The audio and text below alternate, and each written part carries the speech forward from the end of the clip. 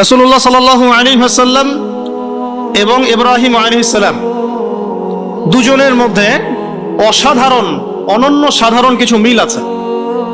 প্রথম কথা হচ্ছে নবী সাল্লাল্লাহু আলাইহি ওয়াসাল্লাম তিনি হচ্ছেন সমস্ত নবীগণের সাইয়্যিদ। সুবহানাল্লাহ। মিরাজের রাতে নবী সাল্লাল্লাহু আলাইহি ওয়াসাল্লামকে প্রথমে নেওয়া হয়েছে কোথায়? নবী সাল্লাল্লাহু আলাইহি ওয়াসাল্লাম নবীদের ইমামতি করেছেন, বলেন সুবহানাল্লাহ। নবীগণের ইমামকে মুহাম্মদ রাসূলুল্লাহ সাল্লাল্লাহু আলাইহি ওয়াসাল্লাম। আবার আমাদের নবীকে যেমন নবীগণের ইমাম বলা হয়, ইব্রাহিম আলাইহিস সালামকে বলা হয় নবীগণের পিতা, নবীগণের আবুল আম্বিয়া ওয়াল মুরসালিন। যত নবীগণ আছেন সমস্ত নবীর পিতাকে ইব্রাহিম আলাইহিস সালাম, মুসলিম জাতির পিতাকে। আর আমাদের আদি পিতা হচ্ছে আদম আলাইহিস সালাম।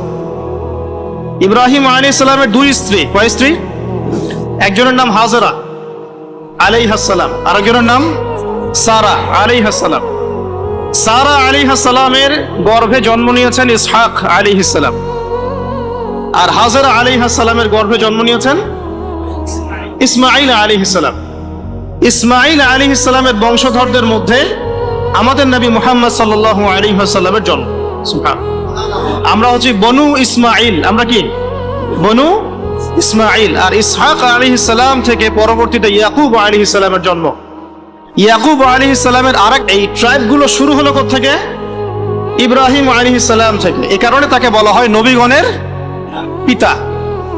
আমরা বলি father of nation, father of the nation, তাই বলি না? আর তিনি হচ্ছেন ফাদার অফ আম্বিয়া, নবীগণের পিতা। আর আমাদের নবী মুহাম্মদ সাল্লাল্লাহু আলাইহি ওয়াসাল্লাম নবীগণের নেতা, নবীগণের একজন পিতা আর একজন কি নেতা। তাহলে আমরা নেতার উম্মত। আমরা কার উম্মত? নেতার উম্মতের হাতে এখন নেতৃত্ব নাই। নেতার উম্মতের হাতে কি নাই? সারা বিশ্বের নেতৃত্ব কি নেতার উম্মতের হাতে আছে? নেতৃত্বের কথা বললেই এক শ্রেণীর মুনাফিক আছে, খারেজি মারা শুরু করে। এই মুনাফিকদেরকে নিয়ে বড় সমস্যা। এরা তাসবিহ তাহলিল জিকির আজগার নামাজ রোজার মধ্যে ইসলামকে রাখতে চায়, ইসলামকে সমাজ অর্থনীতি রাষ্ট্রে নিয়ে যেতে চায় না। কেউ এদিকে নিয়ে যেতে না পারুক, যদি বলেও যে এটা ইসলামের অংশ, তাহলেই ওর অবস্থা খারাপ। নিয়ে যাওয়া তো অনেক দূরের কথা, এই রাস্তা তো অনেক কঠিন। খালি যদি বলে বা আকীদা লালন করে তাহলেই তাকে আহলে সুন্নাহ ওয়াল জামাত থেকে বের করে রাখে। এখন ইব্রাহিম আলাইহিস সালাম নবীগণের পিতা, আর আমাদের নবী মুহাম্মদ সাল্লাল্লাহু আলাইহি ওয়াসাল্লাম নবীগণের নেতা। মিল পাইছেন কি? আচ্ছা, সামনে যান। ইব্রাহিম আলাইহিস সালামকে সর্বপ্রথম বাধা পেতে হয়েছে তাওহীদের পথে পরিবার থেকে। কোত্থেকে? মনে আছে? বাবা বলল, বাবাকে তিনি দাওয়াত দিয়েছেন। আমি বিস্তারিত আলোচনা করেছি ঈদের আগের সেমিনারে, দেখে নিয়েন। সেখানে আমি পুরো রেফারেন্স ভিত্তিক আয়াতগুলো বলেছি, এখানে সময় পাবো না। সূরা মারিয়ামের মধ্যে আছে। সূরা কোন সূরা? সূরা মারিয়াম, বাসায় গিয়ে পড়ে দেখবেন। ইব্রাহিম আলাইহিস সালাম বলছেন যে আব্বা আপনি কিসের ইবাদত করেন? শোনেও না, দেখেও না, উপকারও করতে পারে না, অপকারও করতে পারে না। তার বাবার নাম কি বলেন? আজার। কি নাম? ওই এলাকার রাষ্ট্রনেতার নাম ছিল নমরুদ। কি নাম ছিল? 400 বছর হায়াত পেয়েছিল। কত বছর? 400 বছর হায়াত পাওয়ার পরে বলছে যে আমি আল্লাহ। নাউজুবিল্লাহ। একটা পর্যায়ে গিয়ে মানুষ দেখছে যে এত বছর ধরে বেঁচে আছি, আমার তো কিছুই হয় না, তখন বলছে যে সেই রব। নাউজুবিল্লাহ। ঠিক ফেরাউনের মতো। কে বলেছিল? ফেরাউন। আনা রব্বুকুমুল আ'লা। কি বলেছিল? আমি তোমাদের মহান রব বলেছিল না? এই যে মিল পাচ্ছেন। ফেরাউনের ঘরে আল্লাহ পাক যেমন মূসাকে জন্ম দিয়েছেন, মানে মূসাকে প্রতিপালন করেছেন, জন্ম তো দেন নাই, প্রতিপালন করেছেন, ঠিক তেমনি আজারের ঘরে আল্লাহ রাব্বুল আলামিন তাওহীদের শেকড় ইব্রাহিম আলাইহিস সালামকে জন্ম দিয়েছেন। বুঝতে পারছেন? ঠিক ওই রকমই আল্লাহ রাব্বুল আলামিন আবু জেহেলদের সমাজে মুহাম্মদ সাল্লাল্লাহু আলাইহি ওয়াসাল্লামকে জন্ম দিয়েছেন। মানে যেখানে যত বেশি জাহেলিয়াত, সেখানে তত শক্তিশালী মুমিনের জন্ম হবে ইনশাআল্লাহ। তাহলে এখন কি সমাজে জাহেলিয়াত কম না বেশি? তাহলে আমাদেরকেও শক্তিশালী মুমিন হতে হবে নাকি? আল্লাহ তৌফিক দান করুন। ইনশাআল্লাহ যত বেশি জাহেলিয়াত ছড়াবে, তত বেশি শক্তিশালী তাওহীদপন্থী মানুষের জন্ম হবে ইনশাআল্লাহ। আর আমি যদি না হতে পারি, এটা আমার ব্যর্থতা। আমি না হতে পারলে কার ব্যর্থতা? আপনি না হতে পারলে আপনার ব্যর্থতা। কিন্তু আল্লাহ পাক যাকে কবুল করবেন সে হবেই ইনশাআল্লাহ। তো এই কবুলিয়াতের মধ্যে যদি আমরা পড়ি, তাহলে আমরা ধন্য হলাম না? এই কবুলিয়াত কি এমনি এমনি আসবে না? দোয়া করতে হয়, আল্লাহর কাছে চাইতে তো হয়, দোয়া করতে হয় যে আল্লাহ আমাকে কবুল করো, আল্লাহ আমাদেরকে কবুল করো। এই শিরক, এই বেদাত, এই হারাম, দোয়া না করলে তো আল্লাহ পাক কবুল করবেন না। আল্লাহ পাক দোয়া করতে বলেছেন না? আল্লাহ পাক তৌফিক দান করবে, আমিন। যেখানে ফেরাউন সেখানেই মূসা, যেখানে আবু জাহেল সেখানেই মুহাম্মদ সাল্লাল্লাহু আলাইহি ওয়াসাল্লাম, যেখানে আজার সেখানে কে? ইব্রাহিম আলাইহিস সালাম। তো প্রথম বাধা পেয়েছেন পরিবার থেকে। বাবা বলল বাড়ির থেকে বের হয়ে যা। ইব্রাহিম আলাইহিস সালাম দাওয়াত দিচ্ছেন বাবাকে, আব্বা আপনি, আমার কাছে জ্ঞান এসেছে, সেই জ্ঞান অনুসরণ করেন। আপনি যে মূর্তিগুলোর উপাসনা করছেন, আমি ভয় করি যে আল্লাহ আপনাকে শয়তানের দলভুক্ত করে দিবেন, আযাব দিবেন আপনার প্রতি। পড়ে নিয়েন সূরা মারিয়াম। তখন আজার তিনি বলছেন, আজারকে নমরুদের প্রধান পুরোহিত, নমরুদ গভর্নমেন্টের প্রধান কি? পুরোহিত। পুরোহিত বোঝেন কিনা? বোঝেন না? ঠাকুর বোঝেন না? এখন নমরুদ বলছে, আজার বলছে এখান থেকে বের হয়ে যা, আমার বাসা থেকে বের হয়ে যা। যদি বের না হস আর আমার এই মিল্লাতে ফিরে না আসিস, আর এই আমার ইলাহ যেগুলো আমরা উপাসনা করি এদেরকে যদি ত্যাগ করিস, তাহলে আমি তোর মাথা পাথর দিয়ে মেরে ফাটিয়ে দিব। এটা কার কথা? আজারের কথা। তো ইব্রাহিম আলাইহিস সালাম তর্ক করলেন না, বললেন সালামুন আলাইক, আপনার উপর শান্তি বর্ষিত হোক। তিনি চলে গেলেন। বাড়ি থেকে কি হলেন? মানে প্রথম বাধাটা তিনি পেলেন কোত্থেকে? পরিবার থেকে। ঠিক মুহাম্মদ সাল্লাল্লাহু আলাইহি ওয়াসাল্লামের জীবন দেখেন, এই দুইজনের জীবনী পড়ে দেখবেন আগামী 7 দিনের মধ্যে, ঠিক আছে? আচ্ছা, এই ঘটনা মুহাম্মদ সাল্লাল্লাহু আলাইহি ওয়াসাল্লামের সাথেও ঘটেছে। তার আশপাশে আছে আবু জেহেল, আবু লাহাব, উতবা, সাইবা। এরা কারা? এরা কি পর না আপন? এ নিজের বংশের লোক না, নিজের পরিবারের লোক না। ব্যাস, তার সাথে বিরোধিতা শুরু হলো আগে পরিবার থেকে। ইব্রাহিম আলাইহিস সালাম যেমন পরিবারকে আগে দাওয়াত দিলেন, আমাদের নবীও তেমনি আগে পরিবারকে দাওয়াত দিয়েছেন। প্রথমে এসে পরিবারকে ইসলামের দাওয়াত দিয়েছেন। কিছু কিছু মানুষ কবুল করেছে, যেমন খাদিজা রাদিয়াল্লাহু আনহা, আলী ইবনে আবি তালিব, যায়েদ ইবনে হারেসা ইত্যাদি। আবার আবু জেহেল, আবু লাহাব এরা আবার কবুল করলো না, আবু তালেব এরা আবার কবুল করলো না। তো এখানে আমরা বুঝতে পারছি দিন প্রচার প্রসার প্রতিষ্ঠার জন্য আগে পরিবার থেকে স্টার্ট করতে হবে। আগে পরিবারে দাওয়াত দিতে হবে। পরিবার বর্গ যদি লাইনে আসে আলহামদুলিল্লাহ, না আসলে তাদেরকে তাদের জায়গায় ছেড়ে দিতে হবে, নিজের রাস্তা খুঁজে নিতে হবে। ঠিক মুহাম্মদ সাল্লাল্লাহু আলাইহি ওয়াসাল্লামও কিন্তু পরিবারকে দাওয়াত দিলেন, পরিবার কবুল করলো না, তিনি তার পথে চললেন। তিনি কি বসে গিয়েছিলেন? সমাজে দাওয়াতি কাজ চলমান থাকলো। এই যে মিল পাচ্ছেন মুহাম্মদ সাল্লাল্লাহু আলাইহি ওয়াসাল্লাম ইব্রাহিম আলাইহিস সালামের জীবনে। এবার আরো সামনে যান। পরিবারের পরে ইব্রাহিম আলাইহিস সালামকে বাধা দিয়েছিল তার সমাজ। তার কি? সমাজ, সোসাইটি। সমাজের মধ্যে দাওয়াতি কাজ করছেন। সমাজের চলমান যে ধারাগুলো আছে, চলমান জাহেলিয়াত, চলমান ফিতনা, ফাসাদ, শিরক, কুফর, এগুলোর যারা তাবেদারি করে তারা ইব্রাহিম আলাইহিস সালামের পথে প্রতিবন্ধকতা সৃষ্টি করে। কেউ বলছে ওই যে চন্দ্র আমার রব, কেউ বলছে তারা এই যে তারকাগুলো রব, কেউ বলছে সূর্য রব। হায়দা একবার ইব্রাহিম আলাইহিস সালাম বুঝতে পারলেন যে এগুলো তো আমার রব নয়। তখন তিনি বলছেন ইন্নী ওয়াজ্জাহতু ওয়াজহিয়া লিল্লাযী ফাতারাস সামাওয়াতি ওয়াল আরদা হানিফাও ওয়া মা আনা মিনাল মুশরিকিন। ইন্না সলাতি ওয়া নুসুকি ওয়া মাহইয়ায়া ওয়া মামাতি লিল্লাহি রাব্বিল আলামিন। মানে সমাজ দ্বিতীয় বাধা দিল। ঠিক একই ভাবে মুহাম্মদ সাল্লাল্লাহু আলাইহি ওয়াসাল্লামকেও দ্বিতীয় বাধা কে দিয়েছে? সমাজ। কি বাধা? সমাজের মানুষ তাকে গালিগালাজ করা শুরু করেছিল। তাকে মোটামুটি ভাবে 15টা গালি খেতে হয়েছে। কতগুলা বলেন? কাকে গালি দিয়েছে? আমাদের নবী মুহাম্মদ সাল্লাল্লাহু আলাইহি ওয়াসাল্লামকে মোটামুটি ভাবে 15টা গালি খেতে হয়েছে। কাযযাব, মহামিথ্যাবাদী, সাহের, জাদুকর, তারপরে ফারিকুল জামাআ, ঐক্য বিনষ্টকারী, ঠিক আছে? তারপরে আরো অনেক, হ্যাঁ, মাজনুন, পাগল, মাজনুন মানে পাগল, এরকম অনেকগুলো, প্রায় 15টা আমি ঘুরে দেখেছি সব। আর তাকে সারা জীবনে প্রায় 16 বার হত্যা করার চেষ্টা করা হচ্ছে। তাকে এখন যেটা আমি বলি যে ওই একটা সমাজে কথা প্রচলিত আছে যে ব্যক্তি খারাপ না হলে কি এমনি এমনি তার উপর জুলুম আসে? আমাদের এটা বলে না, লোক খারাপ না হলে কি এমনিই মানুষ তাকে খারাপ বলে? 10 জন যাকে খারাপ বলে সে তো খারাপ হবেই। মুহাম্মদ সাল্লাল্লাহু আলাইহি ওয়াসাল্লামকে 16 বার হত্যা করার চেষ্টা করা হয়েছে। এমনকি মক্কা বিজয়ের পরেও তাকে একবার হত্যা করার চেষ্টা করা হয়েছে। এখন আমরা যারা তাওহীদ মানে ধারণ করব, তাওহীদের আমল করব, তাওহীদের প্রচার করব, আমরা যদি মনে করি যে আমাদের এই পথটা খুব মসৃণ হবে, একদম রেড কার্পেট বিছানো থাকবে, এটা সবচেয়ে বড় ধোঁকা আপনার জীবনে। কখনোই এমন হবে না, কখনো এমন হয়ও নাই, কখনো এমন হবেও না। যদি হয় তাহলে বুঝতে হবে যে আপনি হকের পথে নাই। যদি আপনার আমার গায়ে একটা ফুলের টোকাও না পড়ে, বুঝতে হবে যে আসলে আমরা হকের পথে নাই। এটাই সত্য কথা, কেউ বলুক আর না বলুক। এই যে ইমাম ইবনে তাইমিয়া রাহিমাহুল্লাহর কথা আমরা বলি, নাম শুনেছেন কিনা? তার উপর যে পরিমাণ নির্যাতন এসেছে এটা কল্পনা করতে পারবো না। আর আজকে আমি তারই আকীদা, তার আদর্শের কথা বলছি সমাজে, বাট আমার গায়ে একটা ফুলের টোকাও পড়ে না। তাহলে কোনটা প্রকৃত আর কোনটা কথিত বুঝতে হবে। আবু হানিফা রাহিমাহুল্লাহ বরেণ্য ইমামদের 4 জনের একজন। তার তো টাকা পয়সার অভাব ছিল না, খ্যাতির অভাব ছিল না। নিজের টাকা পয়সা খরচ করে বোর্ড গঠন করেছেন, ফতোয়া বিভাগ, অসামান্য খেদমত ইসলামের জন্য। তারপরও শেষ বয়সে তাকে জেলখানায় বিষ প্রয়োগে হত্যা করা হয়েছে। তাহলে বুঝতে হবে ইব্রাহিমের পথে যারা চলবে, মুহাম্মদ সাল্লাল্লাহু আলাইহি ওয়াসাল্লামের আদর্শে যারা চলবে, তাদের মতোই তাদের উপর বালা মুসিবত বিপদ আপদ আসতে পারে। আসতে পারে না, আসলে আলহামদুলিল্লাহ।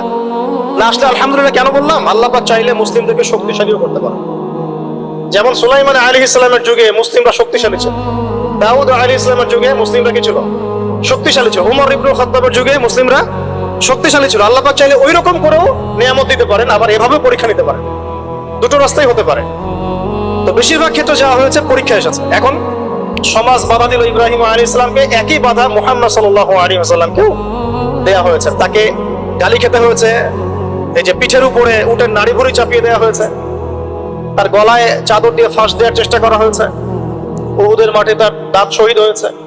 3 বছর, তিনটা বছর, 3 ঘন্টা না, 3টা বছর নবী সাল্লাল্লাহু আলাইহি ওয়াসাল্লামকে সাহাবীদেরকে একসাথে কিছু পাহাড়ের নিচে, ওটাকে বলে শিয়ারে আবু তালেব, এখানে রেখে দেওয়া হয়েছে 3 বছর। Boycott, socially boycott. কেউ তাদের সাথে কথা বলবে না, তাদেরকে খাবার দিবে না, তাদের সাথে বিয়ে শাদী করবে না, কিছুই করবে না। এক ঘরে করা বোঝেন না, এক ঘরে করা, একদম সোশ্যালি বয়কট। 3 বছর গাছের ছাল পাতা খেয়ে তারা থেকেছে। 3 বছর। আমাদের নবীর কথা বলছে, আমাদের নবী যার আগেও কোনো গুনাহ নাই, পরেও কোনো গুনাহ নাই, যিনি কোনোদিনও নিজের স্বার্থে কোনো কাজ করেন নাই, সব করেছেন আমাদের জন্য, তাদের জন্য। এমনকি তাকে দোয়া করার ইখতিয়ার দেওয়া হচ্ছে, আপনি একটা দোয়া করেন, যা চাবেন তাই দিব, আল্লাহ পাক বলছেন। আর তিনি বলছেন এই দোয়াটা আমি রেখে দিলাম, পরকালে আমি আমার উম্মতের জন্য সুপারিশ করবো ইনশাআল্লাহ। তিনি কি নিজের স্বার্থে কোনো কাজ করেছেন? তার উপরে এত জুলুম কেন আসলো তাহলে? ওই যে যারা ইব্রাহিম আলাইহিস সালামের তাওহীদের চর্চা করবে, মুহাম্মদ সাল্লাল্লাহু আলাইহি ওয়াসাল্লামের সুন্নতের চর্চা করবে, তাদের উপরে এটা আসবে। আর এখানে সুবিধাবাদী ইসলাম পালন করলে আপনার কোনো সমস্যা নাই। সুবিধাবাদী ইসলাম কেমন? মসজিদের সভাপতি হবেন, শুধু খাবেন, সমস্যা নাই। আপনি 5 ওয়াক্ত নামাজও পড়বেন, ঘুষ খাবেন। আপনি রোজা রাখবেন, এদিকে মাশাআল্লাহ যাকাত দিবেন না। আপনি মাঝে মাঝে নফল দান সদকা করবেন, যাকাত দিবেন না। হজমরা করবেন, বছর হজমরা করবেন, করে এসে সমাজে আল্লাহ বিরোধী যত লজ আছে সব বসানো শুরু করবেন। বুঝতে পারছেন না? এইগুলো সুবিধাবাদী ইসলাম। আমরা তো বলি যে 90% মুসলিমের দেশ, এটা একটা মিথ্যা কথা। এই কথাটা একটা মিথ্যা কথা। মুসলমানের সংজ্ঞাই জানি না আমরা, মুসলমান কাকে বলে। আমি একটু পর দেখাচ্ছি মুসলমান কাকে বলে। দেখ, মুসলমান কাকে বলে আপনাকে আমি একটু বোঝানোর চেষ্টা করছি, আমি বোঝাতে পারি না। আমার একটা সমস্যা ফিল করছি আমি লাস্ট 5 বছর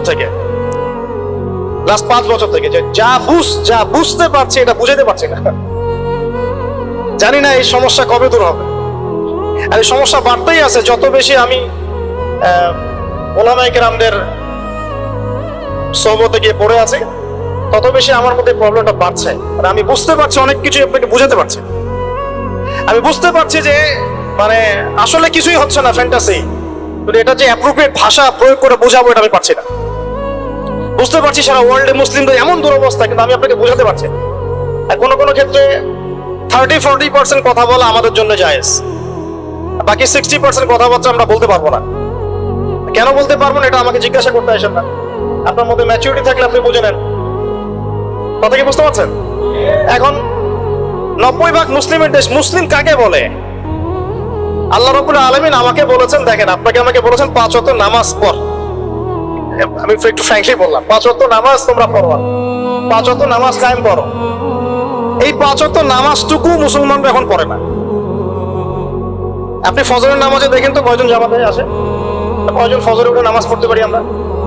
আমরা তো বড় বড় কথা বলি, ইকামতে দিন। কারা এগুলো করবে? যারা পরীক্ষিত।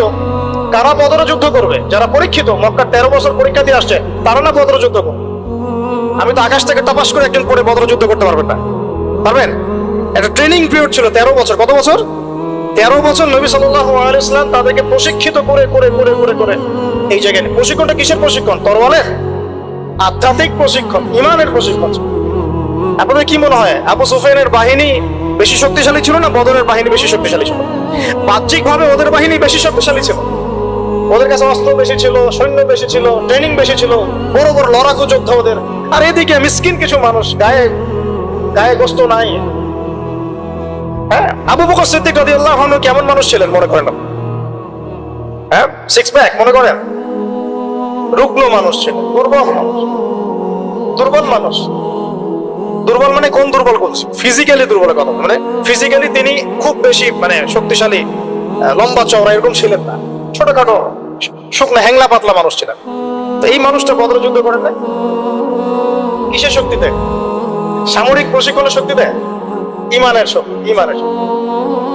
যদি মানুষের মধ্যে ইমানের প্রশিক্ষণ না থাকে, পারমাণবিক অস্ত্র দিলেও সে যুদ্ধে জিততে পারবে না।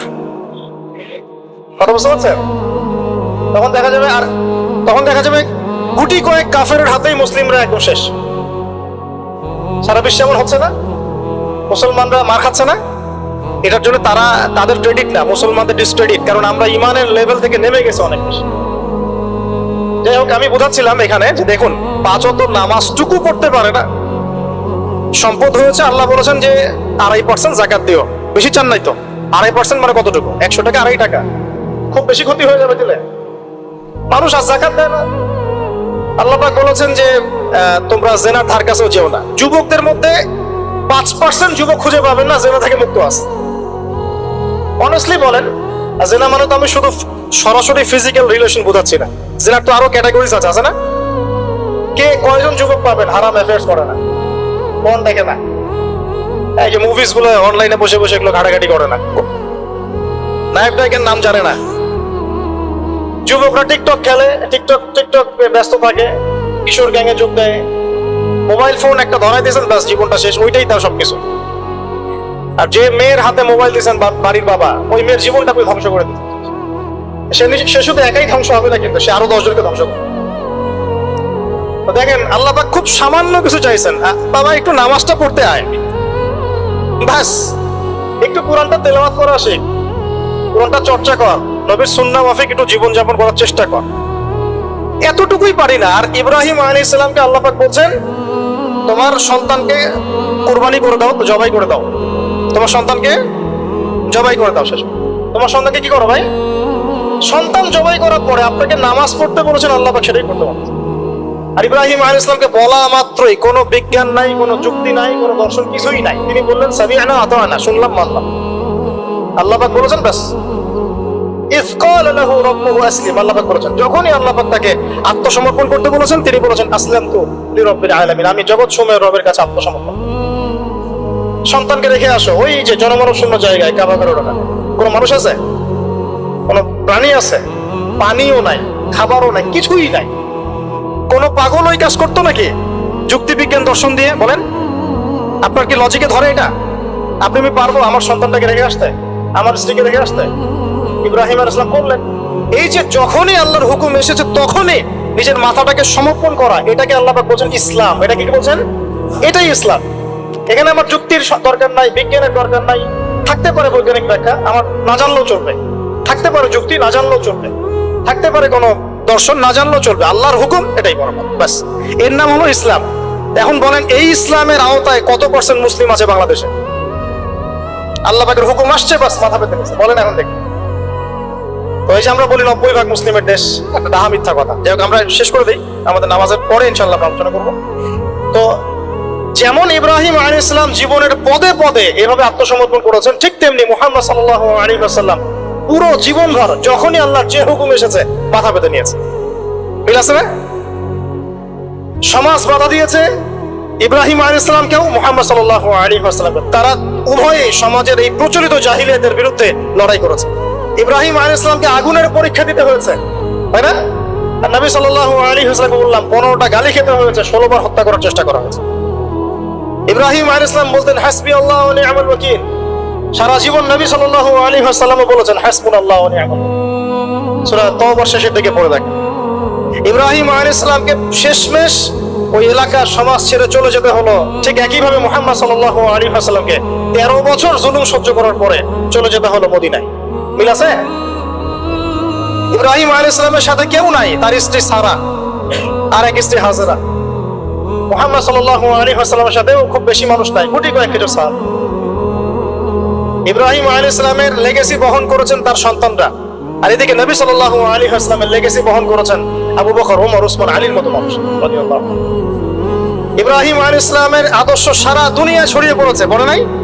ঠিক মুহাম্মদ সাল্লাল্লাহু আলাইহি ওয়াসাল্লামের আদর্শ, তার দ্বীন দেখেন আজকে সারা বিশ্বের আনাচে কানাচে ছড়িয়ে গেছে। সবাই ইসলামকে স্বীকার তো করে, এটা আল্লাহর পক্ষ থেকে আসছে। কেউ হয়তো আত্মসমর্পণ করে, কেউ করে না। সারা দুনিয়ায় সাইবেরিয়ার সেই ঠান্ডায় গেলে আপনি মুসলিম পাবেন, চীনে গেলে মুসলিম পাবেন, রাশিয়ায় গেলে মুসলিম পাবেন। শুধু আরবে সীমাবদ্ধ নাই, সারা দুনিয়ায় ছড়িয়ে গেছে। ইব্রাহিম আলাইহিস সালামকে পরীক্ষার পর পরীক্ষা দিতে হয়েছে। একই পরীক্ষা নবী সাল্লাল্লাহু আলাইহি সাল্লামকে বদরে, উহুদে, খন্দকে, খায়বারে সব জায়গায় দিতে হয়েছে। ইব্রাহিম আলাইহিস সালাম মূর্তি ভেঙেছিলেন, মনে আছে? ঠিক একই কাজ নবী সাল্লাল্লাহু আলাইহি ওয়াসাল্লাম মক্কা বিজয়ের দিন করেছে। এই দুইজনের জীবনী খালি পড়ে দেখেন, আমি বলে শেষ করতে পারবো না, সময় নাই আমাদের হাতে। প্রত্যেক পদে পদে মিল আছে, প্রত্যেক পদে পদে। এই কারণেই হয়তো আমরা দরুদ ইব্রাহিম যখন পড়ি, আমরা অন্য কোন নবীর নাম নিচ্ছি না, আমাদের নবীর সাথে ইব্রাহিম আলাইহিস সালামের নাম নিচ্ছি। সুবহানাল্লাহ। হয়তো এই কারণেই আমাদের নবী সাল্লাল্লাহু আলাইহি ওয়াসাল্লাম যখন মেরাজে গিয়েছেন না, তিনি বলেছেন আমি মেরাজে গিয়ে দেখলাম সপ্তম আসমানের একজন ব্যক্তি বাইতুল মামুরের সাথে হেলান দিয়ে বসে আছেন। আমি বললাম উনি কে? জিবরাইল আলাইহিস সালাম বলে উনি হচ্ছেন আপনাদের এই যে ফাদার অফ দ্য নেশন, মানে মুসলিম জাতির পিতা। তিনি হচ্ছেন ইব্রাহিম আলাইহিস সালাম। ওখানে একটা কাবা ঘরের মতো ঘর আছে বাইতুল মামুর, ওখানে তাওয়াফ করে ফেরেশতারা। ঠিক আছে? নবী সাল্লাল্লাহু আলাইহি ওয়াসাল্লাম বলেন আমি সেদিন দেখেছি আমার চেহারা আর আমার বাবার চেহারা, মানে ইব্রাহিম আলাইহিস সালামের চেহারা একদম হুবহু। এই যে আমরা ঈদুল আজহা পালন করলাম প্রিয় ভাইরা, কুরবানি করলাম, এখানে তো পশুকে কুরবানি করছে। এখানে মানুষ মুসলিম পশুকে কুরবানি করছে না, এখানে একটা পশু আর একটা পশুকে কুরবানি করছে। যে কুরবানি করছে ও সুদখোর, যে কুরবানি করছে ও দুর্নীতিবাজ, যে কুরবানি করছে ও তাগুত, যে কুরবানি করছে মুনাফিক, যে কুরবানি করছে বেনামাজি, যে কুরবানি করছে যাকাত দেয় না, যে কুরবানি করছে সে আল্লাহ পাকের বিধিবিধানে 5 পয়সা তোয়াক্কা করে না। গোশত খাওয়ার জন্য সমাজের মানুষ কি বলবে? তাহলে এক পশু আর এক পশুকে কুরবানি করছে না? বরং এখানে তো যে জবাই হচ্ছে, যে ইসমাইলের ভূমিকা পালন করছে, এই পশুর চেয়ে অনেক ভালো, অবশ্যই ভালো। আল্লাহ পাক কি বলেছেন? উলাইকা কাল আনআম বাল হুম আদাল, বরং এরা পশুর চেয়েও নিকৃষ্ট। কারা? যাদেরকে চোখ দিয়েছে দেখে না, কান দিয়েছে শোনে না, অন্তর দিয়েছে উপলব্ধি করে না। আল্লাহ পাক আমাদেরকে এই পাশবিক চরিত্র থেকে হেফাজত করুন বলি আমিন। পশুর চরিত্র কি? খাবে, ইস্তেনজা মানে টয়লেট করবে আর সহবাস করবে, এই তো পুরো বস্তুবাদী সভ্যতার এখন এই তিনটাই উদ্দেশ্য। খাবে কিভাবে, কিভাবে টয়লেট করবে, এই জন্য টয়লেট করতে গিয়ে টাইলস ফিটিং টয়লেট, পার্টিকুলার মেসিডিসি টয়লেটও বেশি, আর কিভাবে যৌন সম্পর্ক করবে। এই তিনটা জিনিস ছাড়া মানুষের এখন খুব একটা বেশি কাজ নাই। এগুলো পশুর স্বভাব। আল্লাহ আমাদেরকে কেন সৃষ্টি করেছেন? যাতে আমরা পুরো জীবনটা আল্লাহর ইবাদতে ঢেলে দেই। পুরো জীবনে আল্লাহর যে হুকুম সামনে আসবে আত্মসমর্পণ করব। আমরা ইসলামের সংজ্ঞা মনে হয় বুঝতে পেরেছি। যখন যে হুকুম আসবে তখন সেটা মাথা পেতে না। এই যে এখন জুমার নামাজের হুকুম, বাস কোনো প্রশ্ন নেই, নামাজ পড়তে হবে, প্রশ্ন করার দরকার নাই। একটু পরে আসরের ওয়াক্ত হবে, আজান দিবে, আমাকে এখানে আসতে হবে। কেন আসতে হবে আমার জানার দরকার নাই, আল্লাহ বলেছেন তাই। বাস এভাবে অ্যান্সার দিবেন। কেন ওই যে সেকুলার মহল থেকে, নাস্তিক মহল থেকে কেন কেন কেন এইসব প্রশ্ন, এটা কেন, ওটা কেন, কুরবানি কেন, এই কেন, তোমরা তোমাদের কেন নিয়ে থাকো। আমার উত্তর কেন? কারণ আল্লাহ এটা করতে বলেছেন তাই। তুমি আল্লাহর সাথে চ্যালেঞ্জ করো পরকালে, আমার তো তোমার হিসাব তুমি দিবে, আমার তো হিসাব দেওয়ার দরকার নেই তোমার। প্রিয় ভাইরা, যখন আল্লাহ পাকের যে হুকুম আসবে সেই হুকুমের সামনে মাথা নত করার নাম হচ্ছে ইসলাম। আর ইসলাম ইব্রাহিম আলাইহিস সালাম যেমন প্রতিষ্ঠা করে গিয়েছেন, আমাদের নবী সাল্লাল্লাহু আলাইহি ওয়াসাল্লামও প্রতিষ্ঠা করে গিয়েছেন। এখন আমরা তার উম্মত কি এই সিরাতুল মুস্তাকিম থেকে সরে যাব? তাহলে ভাই এখন থেকে ফ্যান্টাসি বাদ দিই। ফ্যান্টাসি বাদ দিয়ে আগে বুঝি ইসলাম কাকে বলে, ইসলামের পিলার কি কি, দিনই ইলম অর্জন করি। একদিনের খুতবায় কিচ্ছু হবে না, একদিন আদনান ভাই আসলে লেকচার শুনবেন, কিচ্ছু হবে না, হয়তো একটু ইন্সপিরেশন হবে, আবার শয়তান আপনাকে ঘিরে ধরবে। শয়তানের ঘিরে ধরাটা আমি নিজে থেকে ফিল করেছি তিন রকম।